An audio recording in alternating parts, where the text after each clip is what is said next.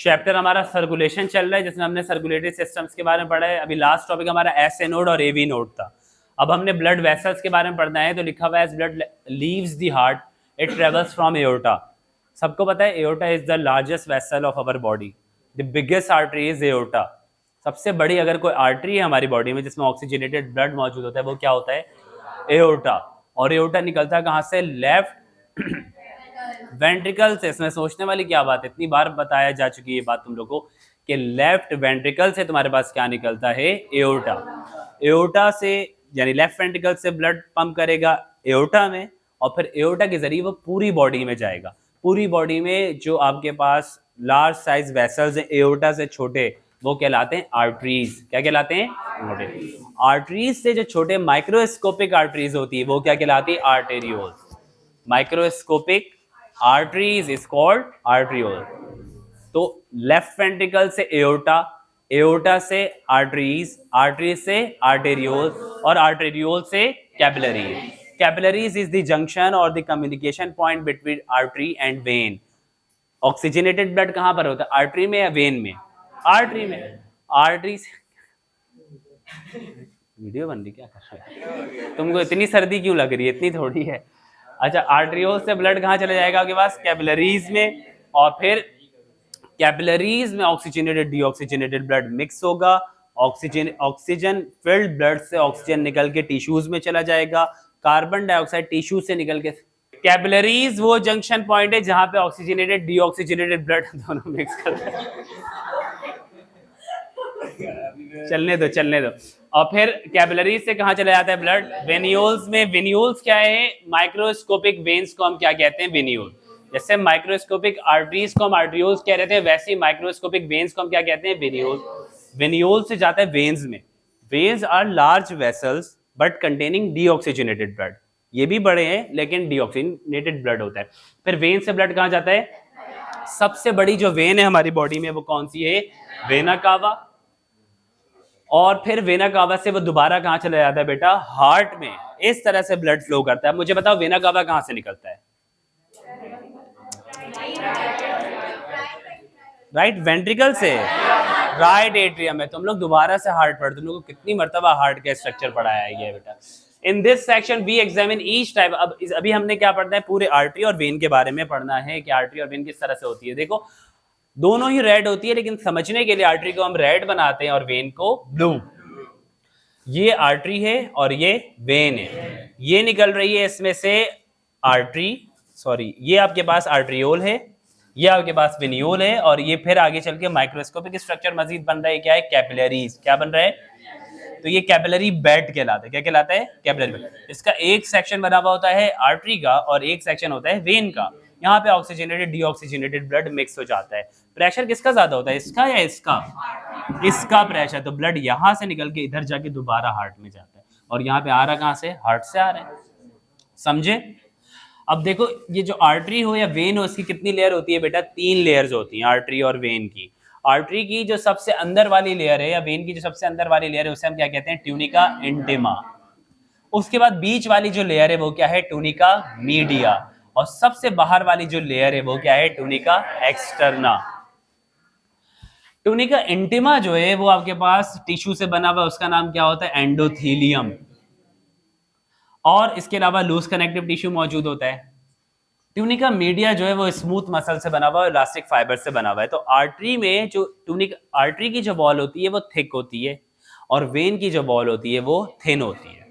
Artery की wall thick इसलिए होती है क्योंकि उसमें क्या मौजूद होता है? बहुत ज्यादा स्मूथ मसल्स मौजूद होते हैं। और वो थिक क्यों हो रही है? क्योंकि उसमें क्या है? प्रेशर ज्यादा है।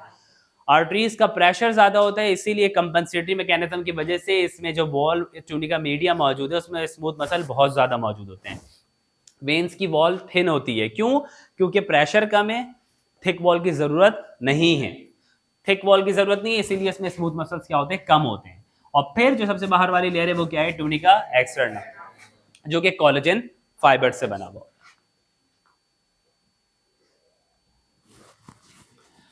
आर्टरीज के बारे में पढ़ेंगे। जब हार्ट से ब्लड निकलता है तो वो सबसे पहले लार्ज वेसल में जाता है एओर्टा में, और फिर एओर्टा के जरिए कहाँ चला जाता है? आर्टरीज। आर्टरीज थिक वॉल्ड होती हैं और इसकी 3 लेयर्स होती हैं जैसा हमने पढ़ा। सबसे बाहर वाली क्या होती है, ट्यूनिका एक्सटर्ना, क्योंकि उसमें फाइब्रस कनेक्टिव टिश्यू मौजूद होता है और कोलेजन फाइबर्स मौजूद होते हैं। मिडल लेयर का नाम क्या है, ट्यूनिका मीडिया, जिसमें स्मूथ मसल्स और इलास्टिक फाइबर्स मौजूद है। और सबसे अंदर वाली लेयर कौन सी है, ट्यूनिका इंटेमा या इंटरना भी कहते हैं, जिसमें हमारे पास स्क्वैमस एंडोथीलियम मौजूद है, जिसकी एपिथेलियम है वो स्क्वैमस है और उसके एपिथेलियम को एंडोथीलियम कह रहे हैं क्योंकि वेसल्स के अंदर मौजूद। Arteries expand slightly like thick bold balloon, artery जो है वो एक्सपेंड कर सकती है, फैल सकती है थोड़ी सी, जैसे एक बलून की तरह। बिटवीन हार्ट बीट दे रिकॉइल, जब हार्ट बीट दोबारा जब जाती है, जब एक मरतबा सिस्टली आई तो वो एक्सपेंड होगा, डायस्टली आएगा तो वो क्या हो जाएगा, रिलैक्स हो जाएगा। समझ में आ रही बात, यानी हार्ट की जो पंपिंग है उसका इफेक्ट आर्टरी में भी आ रहा हो। helping to pump the blood and maintain a steady flow throughout the smaller vessel। अब ये जो हार्ट, ये जो आपके पास वेसल्स हैं, ये जो हार्ट के साथ पंप कर रहे हैं, इसका मकसद क्या होता है कि ये स्टेडी फ्लो यानी मेंटेन रखे ब्लड फ्लो को पूरी बॉडी में।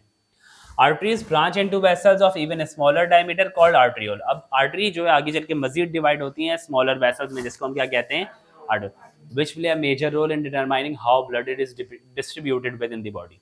जो बॉडी में ब्लड की डिस्ट्रीब्यूशन है वो डिपेंड करती है किस पे, आर्टरियोल्स पे। आर्टरियोल्स कॉन्स्ट्रिक्ट होंगी एक जगह पे और भेज देगी ब्लड दूसरी जगह पे जहाँ पे नीड है। फॉर एग्जांपल अगर आप गर्मी में हो तो आपकी स्किन की जो आर्टरियोल्स हैं वो डायलेट करेंगी। क्यों डायलेट करेंगी, ताकि जो ब्लड फ्लो है स्किन में ज़्यादा हो, और ब्लड फ्लो जब आएगा तो साथ साथ क्या रिलीज होगा, हीट रिलीज होगा। लेकिन जब सर्दी होगी तब क्या होगा, जो आपका स्किन है उसकी ब्लड फ्लो कम हो जाएगी और सारी जो आपके पास ब्लड फ्लो है वो बॉडी के इंटरनल ऑर्गन्स में रहेगी, ताकि हीट को क्या किया जा सके, कंजर्व किया जाए। सर्दी में हाथ पाँव ठंडे क्यों होते हैं, इन्वायरमेंट ठंडा है पहली बात, और इन्वायरमेंट की वजह से जो हमारी स्किन के जो आर्टरियोल्स हैं वो भी क्या कर जाते हैं, कॉन्स्ट्रिक्ट कर जाते हैं। जब वो कॉन्स्ट्रिक्ट करते हैं तो सारा हीट आपकी बॉडी के अंदर रहता है और हीट लॉस नहीं होता, क्योंकि सर्दी में क्या करना है आपको, हीट कंजर्व करना है। समझ में आ रही बात। खाना खाने के बाद नींद आता है, क्यों, चलो आती है, हमारे यहाँ तो आता है क्योंकि नींद हमें बहुत ज़्यादा आता है ना, तो ज़्यादा तो आता है भाई, ठीक है।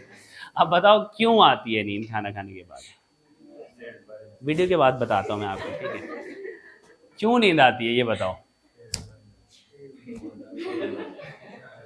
इसलिए नींद आती है क्योंकि जब आप फूड डाइजेस्ट कर रहे होते हो तो आपके जितना भी ब्लड फ्लो है ना आर्टरियोल्स की मदद से, वो आपके डाइजेस्टिव सिस्टम की तरफ रहता है, क्योंकि फूड को क्या करना है, एब्जॉर्ब करना है, और आपकी जो ब्रेन की ब्लड सप्लाई होती है वो रिड्यूस हो जाती है, इसीलिए आपको नींद आती है। ब्रेन की ब्लड सप्लाई डाइवर्ट होकर कहाँ जाती है, आपके डाइजेस्टिव सिस्टम में, ताकि फूड क्या हो, एब्जॉर्ब हो, इसलिए नींद आना शुरू होती है। और फिर खाना खाने के बाद अभी सर्दी लगती है कि नहीं लगती है, क्यों लगती है, क्योंकि स्किन की जो ब्लड सप्लाई है वो भी कहाँ जाती है, गट में, ताकि वो जो है फूड को क्या कर सके, एब्जॉर्ब कर सके। समझ में आई बात। तो आर्टरियोल्स का बहुत इंपॉर्टेंट रोल होता है, वो डिटरमाइन करे कि ब्लड कहाँ फ्लो करना है बॉडी में। कैपिलरीज, पूरे सर्कुलेटरी सिस्टम में elaborate device for providing each cell of a complex multicellular organism with the type of exchange diffusion practice by the simplest unicellular organism। पूरी बॉडी में हमारे जो है ना ये नेटवर्क मौजूद होता है कैपिलरीज का, जिसका मेन फंक्शन ये होता है कि वो हमारी बॉडी में क्या पहुंचाए, ऑक्सीजन। इवन एक सिंगल सेल को, एक मल्टी सेलुलर ऑर्गेनिज्म के एक सिंगल सेल को भी प्रॉपर ऑक्सीजन और उसके न्यूट्रिएंट्स और उसके रिक्वायरमेंट्स पहुंचे, किसकी मदद से, कैपिलरीज। ये कैपिलरीज की ही मदद से पॉसिबल है। ये टाइनीएस्ट ऑफ ऑल वेसल्स, सबसे छोटे जो ब्लड वेसल्स है वो क्या होते हैं, कैपिलरीज। जैसे हमारे फिंगर टिप में कैपिलरीज होती हैं, आर्टरीज नहीं होती, थंब में आर्टरी होती है, ठीक है।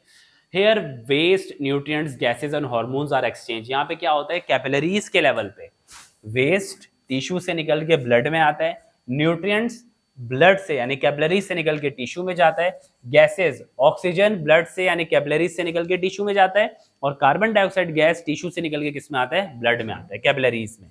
और हार्मोन्स ब्लड से निकल के टिश्यू में आता है, ताकि जो भी उसका फंक्शन है वो कर सके, between the blood and the body cell. समझ में आ रही बात। फॉर एग्जाम्पल एक हार्मोन है आपका ग्रोथ हार्मोन, उसके पूरी बॉडी में पहुंचना है तो वो पूरी बॉडी में ब्लड के जरिए आएगा, और स्पेसिफिक टिश्यू में किसकी मदद से पहुंचेगा, कैपिलरीज की मदद से। और आर्टरी की कितनी लेयर थी, 3, कौन कौन सी, ट्यूनिका इंटीमा, मीडिया और एक्सटर्ना। कैपिलरीज की सिंगल लेयर होती है, तो capillaries consist of a single layer of endothelium which present very little resistance, जो कि कोई मुज़ाहमत पैदा नहीं करता ब्लड के फ्लो में, ईजिली डिफ्यूजन में हेल्प करता है, डिसॉल्व सब्सटेंस ईजिली चले जाते हैं। और कैपिलरीज बहुत नैरो होते हैं, 7 to 9 micrometre in diameter. The pressure within the capillaries causes the continuous leakage of fluid.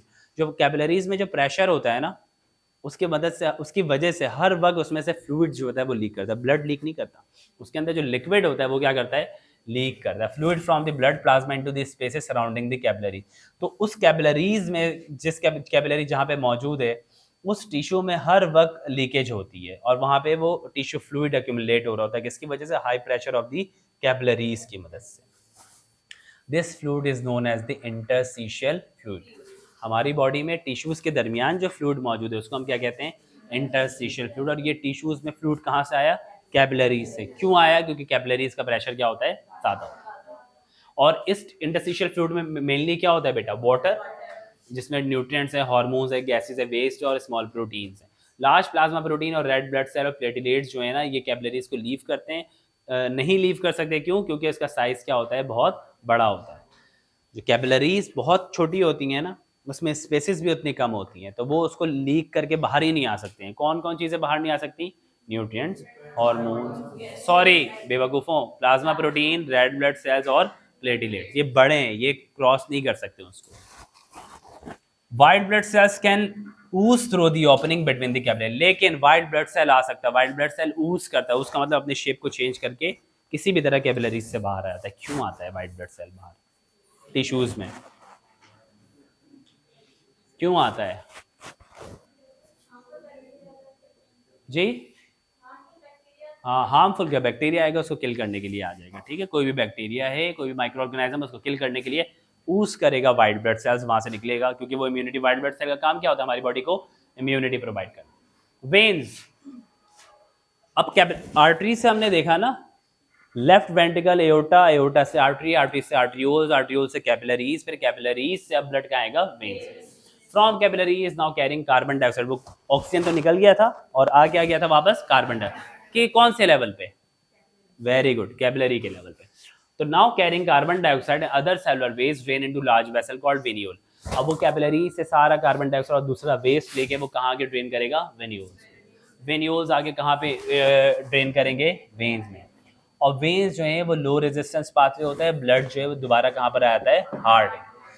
Veins की जो वॉल होती हैं वो मच थिनर होती हैं और मोर एक्सपेंडेबल होती है। वेन्स ज़्यादा एक्सपेंड, आर्टरी एक्सपेंड कर सकती थी कि नहीं, खुद फील कर लो तुम लोग अपनी रेडियल आर्टरी को, तुम लोग को पहले भी करवाया था ना, जहाँ से हम लोग पल्स चेक करते हैं, अपनी अपनी और फिंगर से चेक करते हैं, थंब से चेक नहीं करते हैं। थंब की अपनी अपनी ब्लड सप्लाई बताया ना, आर्टरी है इसकी।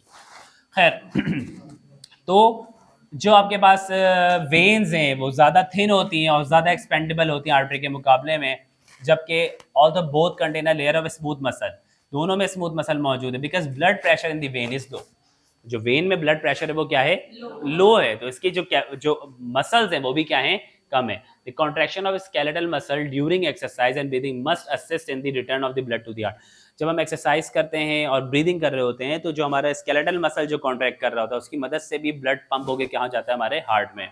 Four hearts of the body कौन है, हमारे लिम्स, इनको हार्ट कंसीडर किया जाता है। हार्ट का काम क्या है, ब्लड को पंप करना ना। हमारे हाथ और पैर जो हैं ये भी ब्लड को पंप करते हैं, return back to the heart. तो इसे क्या कंसीडर किया जाता है, 4 hearts of the body. Body के और 4 दिल कौन से हैं, ये 2 हाथ और 2 पैर। सोचो किसी के हाथ पैर ही नहीं है।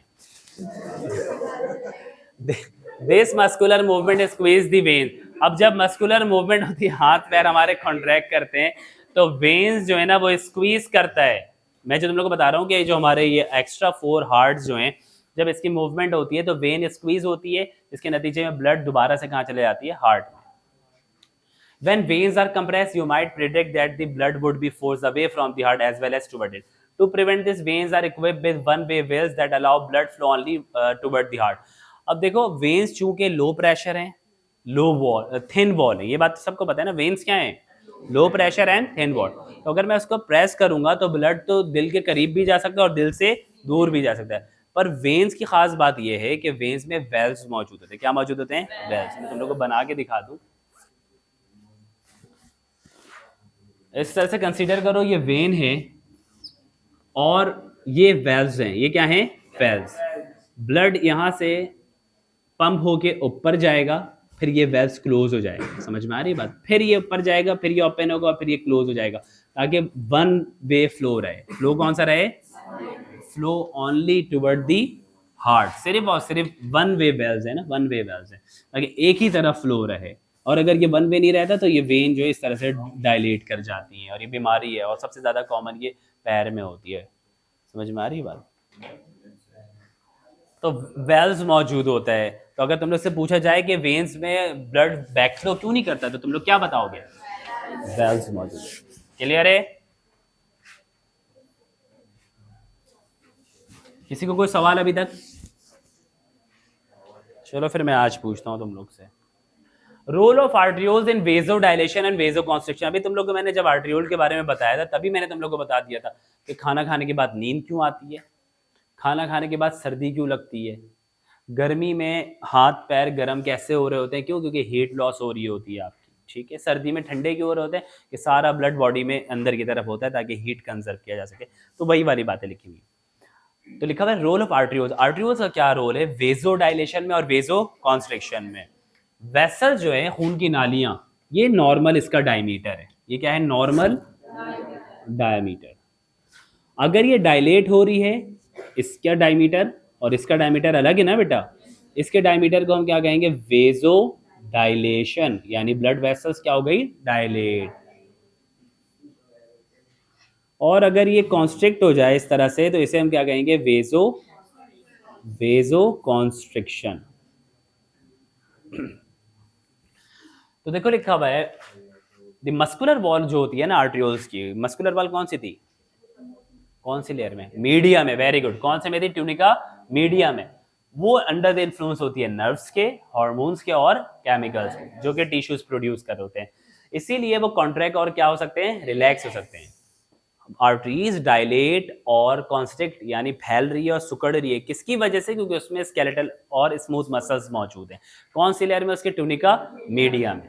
देखा on the hot summer day how you become flushed. गर्मी के दिन, जब बहुत कोई गर्मी का दिन होता है, तो आप फ्लश हो जाते हैं, यानी पूरे लाल पड़ जाते हो। As the arterioles in skin expand. क्यों? क्योंकि आपकी जो स्किन की जितनी भी आर्ट्रियोल्स है वो क्या हो जाते हैं? एक्सपेंड हो जाती है। जब आर्ट्रियोल्स एक्सपेंड होते हैं तो स्किन की तरफ ब्लड सप्लाई क्या हो जाती है? बढ़ जाती है। गर्मी में हीट बचानी है निकालनी है? निकालनी है। इसीलिए क्या होता है? सारी ब्लड वेसल्स डायलेट करते हैं, सारी हीट जो है वो कहाँ जाती है? स्किन से बाहर। तो हॉट समर डे में वेजो डायलेशन होती है, मोर ब्लड कहाँ पर आता है? आपके स्किन में, और फिर हीट को क्या करता है? वो डिसिपेट करता है, यानी निकालता है। कहाँ पे? ताकि क्या मेंटेन हो सके? बॉडी का प्रॉपर इंटरनल टेम्परेचर। समझे? यही सब पूछूंगा मैं, अभी बता रहा हूँ। दोबारा सुन लो। हॉट समर डे और एनी हॉट कंडीशन, आपकी बॉडी फ्लश्ड हो जाती है, रेड पड़ जाती है, और आपकी बॉडी गर्म हो रही होती है। क्यों? ताकि आपकी पूरी बॉडी में जो स्किन जो में जो आर्ट्रियोल्स मौजूद है वो डायलेट होते हैं। वेजो डायलेशन होती है। क्या होती है? वेजो डायलेशन होती है। तो ज़्यादा से ज़्यादा ब्लड स्किन की तरफ आता है, ज़्यादा से ज़्यादा ब्लड आता है तो ज़्यादा से ज़्यादा हीट लॉस होती है, क्योंकि हॉट कंडीशन। इन कंट्रास्ट, यानी इसका अपोजिट, एक्सट्रीमली कोल्ड वेदर में जो आपकी फिंगर और टोज होती हैं वो क्या हो जाती है? फ्रोज बिटन। सर्दी में हाथ पैर बिल्कुल ठंडे हो रहे होते हैं ना। ठंडे क्यों हो रहे होते हैं? क्योंकि सारा ब्लड जो है वो स्किन से हट के बॉडी के इंटरनल ऑर्गन्स में आता है, खास करके लिवर में। क्यों? ताकि इंटरनल मेटाबॉलिज्म और हीट प्रोड्यूस हो। गर्मी सर्दी में हीट बचानी है निकालनी है? बचानी है, प्रोड्यूस करनी है हीट। ऐसे फूड खाते हैं ताकि हीट प्रोड्यूस हो।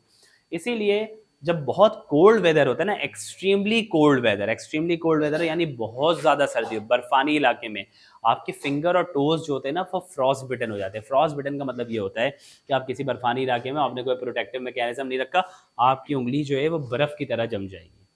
आपके फिंगर्स एंड टोज नहीं, ब्लैक नहीं होगी, लेकिन वो फ्रॉस्ट बिटन हो जाएगी। वो बाद में नेक्रोसिस होगी। नेक्रोसिस से पहले वो पूरी जम जाएगी। ऐसी जम जाएगी कि इसका सारा ब्लड जो है वो अभी अंदर से रिमूव हो गया और वो सिर्फ टिश्यू रह गया। ऐसे कि आप इसको तोड़ोगे, कट से टूट जाएगी, अलग हो जाएगी। इसको फ्रॉस्ट बिटन कहते हैं।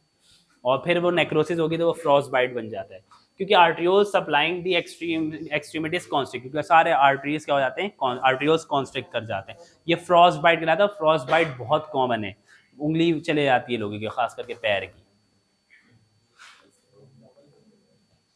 उसके बाद लिखा हुआ है role of pre capillary sphincter in regulating the flow of blood through the capillary. What is this? Capillary. ये क्या है? कैपिलरी। यहाँ पे देख रहे हो ये जो जहाँ पे ये आर्ट्रियोल आगे कनेक्ट हो रहा है इस कैपिलरी से, ये क्या मौजूद है, प्री कैपिलरी स्फिंक्टर। नजर आया तुम लोगों को? ये कैपिलरी से पहले जो आपके पास ये जो इस तरह का एक टफ सा टिश्यू मौजूद है वेल्स के सराउंडिंग में, इसी को हम क्या कह रहे हैं, प्री कैपिलरी स्फिंक्टर। अब इसी का रोल हमने पढ़ना है, देख लो कि प्री कैपिलरी स्फिंक्टर का रोल क्या है। देखो लिखा है the flow of blood in capillaries regulated by tiny rings of smooth muscle. जो आपके पास कैपिलरीज उसमें जो ब्लड फ्लो को कंट्रोल कर रहा होता है वो टाइनी रिंग होता है, छोटा सा रिंग होता है स्मूथ मसल का, जिसका नाम क्या होता है, प्री कैपिलरी स्फिंक्टर। नजर आ रहा है ये वाला? बुक में देखो अपनी, ज्यादा क्लियर है। That surround the junction between arterioles and capillaries. ये जो आर्ट्रियोल और कैपिलरीज के दरमियान जो जंक्शन है इसको जो सराउंड कर रहा है वो कौन है, pre capillary sphincter. This sphincter open and close in response to local changes. ये स्फिंक्टर ओपन होगा, क्लोज होगा, किसकी वजह से, लोकल चेंजेस। कोई चेंजिंग होगी तब ये ओपन होगा और क्या होगा, क्लोज होगा।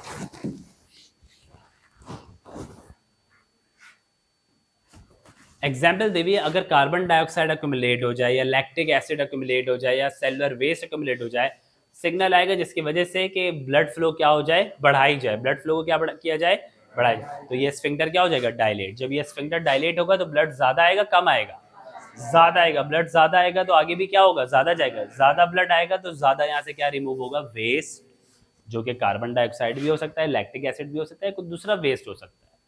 समझ में आ रही बात? This signal causes pre capillary sphincter as well as muscle in the nearby arterioles to relax. ये जब रिलैक्स होगा तो डायलेट होगा और मसल्स जो मौजूद है, स्मूथ मसल्स आर्टरियोल्स में, कौन सी लेयर में, ट्यूनिका मीडियम है, वो भी रिलैक्स होगा ताकि ब्लड फ्लो बढ़े और वेस्ट जल्दी से रिमूव हो जाए। क्लियर है बेटा? उसके बाद का जो हमारा टॉपिक है वो है vascular pathway. Human cardiovascular system include two major pathways, pulmonary circulation और सिस्टमिक। इंसान का जो कार्डियोवैस्कुलर सिस्टम है इसके दो मेजर पाथवे हैं, इसीलिए हमारा जो सर्कुलेटरी सिस्टम है वो कौन सा है, डबल सर्किट। कौन सा डबल है, कंप्लीट डबल सर्किट है। पल्मोनरी सर्कुलेशन के बारे में पढ़ लो। पल्मोनरी सर्कुलेशन में जो ब्लड है वो हमारे पास कहाँ से कहाँ जाता है, देखो पूरी बॉडी से डीऑक्सीजनेटेड ब्लड आता है कहाँ पे, राइट एट्रियम में। किसके जरिए आता है, वेना कावा, सुपेरियर और इन पे।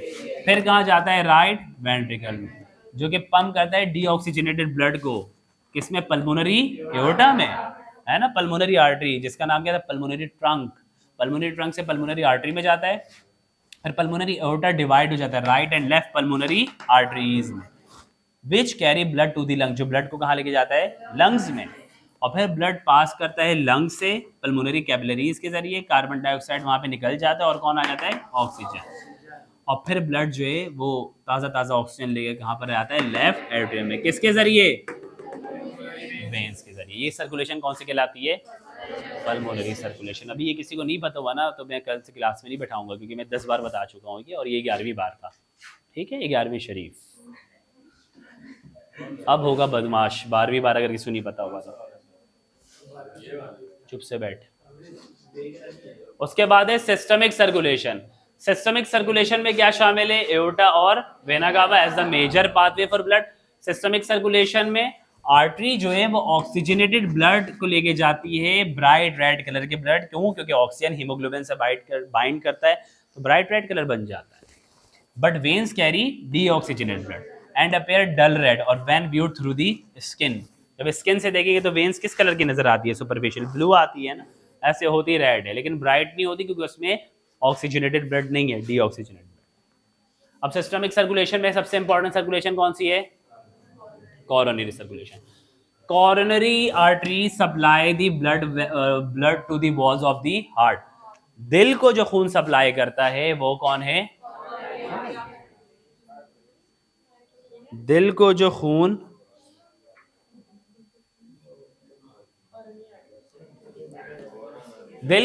सप्लाई करता है हमारे पास वो कौन है, coronary. Coronary artery arise from the aorta just above the aortic semilunar when. Coronary artery arise होती है एओर्टा से, कहां से, एओर्टा। कोरोनरी आर्टरी निकलती है और फिर वो हार्ट को सप्लाई करती है। They lie at the exterior surface of the heart. Heart के एक्सटीरियर सरफेस में कौन मौजूद है, कोरोनरी आर्टरी। तो अगर मैं तुम लोग से पूछूं कोरोनरी आर्टरी क्या है, तो वो खून की नाली जो दिल को सप्लाई कर रही है वो क्या है, कोरोनरी आर्टरी। कहां से निकलती है, एओर्टा से। When they branch into arterioles and the capillary bed enter the venules, फिर वो हार्ट में ही ब्रांच्ड होके वेन्यूल्स से ज्वाइन करती है और कार्डियक वेन्स बनाती है, जो कि कहाँ पे दोबारा ड्रेन कर जाता है, राइट एट्री, क्योंकि राइट साइड में कैसा ब्लड होता है, डीऑक्सी। अच्छा तुम लोग का तो बनता है। तो कोरोनरी सर्कुलेशन इस तरह से मौजूद होती है हमारे पास, समझ में आई बात? तो कोरोनरी सर्कुलेशन किसको सप्लाई करती है, heart. Hepatic portal system, hepatic portal system बेटा, पोर्टल सिस्टम जो कि कैपिलरीज के एंड में शुरू होता है, one place in human body where a portal system is found in between small intestine.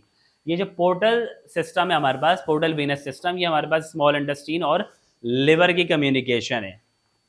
Blood passes from the intestinal villi into venule, जो हमारे पास स्मॉल इंटेस्टाइन है, जब डाइजेशन होती है तो वेन्यूल्स में सारी एब्जॉर्प्शन होती है, फिर वो लेके कहाँ पर आता है, हेपेटिक पोर्टल वेन बनाता है, और फिर वो हेपेटिक पोर्टल वेन आगे कहाँ पे ड्रेन करता है, हमारे लिवर में।